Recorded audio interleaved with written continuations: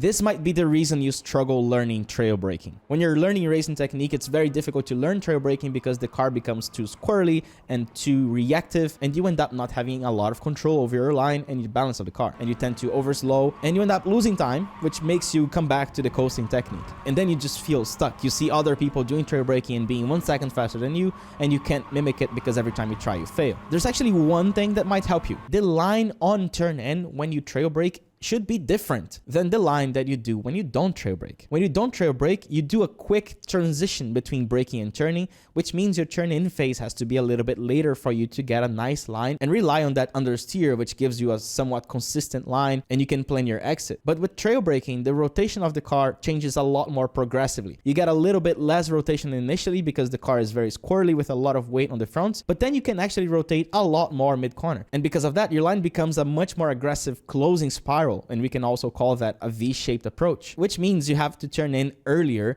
and build up a lot more rotation mid-corner. So if you're trying to learn trail braking right now and you're failing, just try turning in a little bit earlier, but way more slowly on your initial steering input, and then ramp up your steering angle a lot more aggressively as you get closer to the mid-corner and to the apex. Because non-trail breakers tend to turn in the steering a lot more aggressively, but if you're learning trail braking, you have to realize that not only your line, but also your steering trace will be very different.